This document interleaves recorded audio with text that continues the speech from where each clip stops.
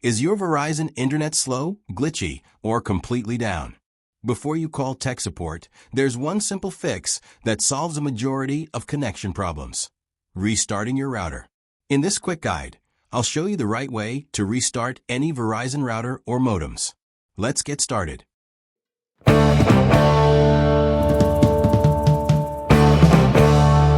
Method 1. The standard hard restart, the most effective way. Step 1. Power down. Locate the power cable at the back of your Verizon router. Firmly unplug it from the electrical outlet. Remove the power completely and wait for 30 to 60 seconds.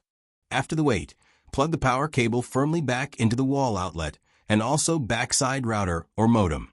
The router will now go through its startup sequence. The lights will flash and dance. This is normal. It can take 5 to 10 minutes for the internet to be fully restored. Method 2. The soft restart using the web interface. First, connect your mobile or laptop using wired or wireless from Verizon router.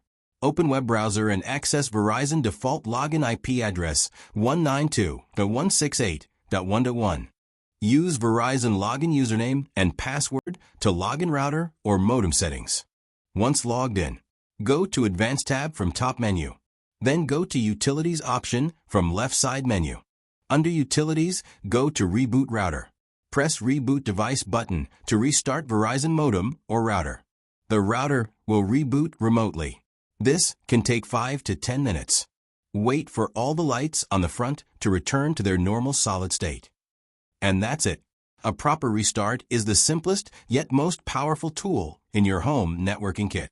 If this video helped you to fix your problem, don't forget to like, share, and subscribe channel to get more videos. Thanks for watching.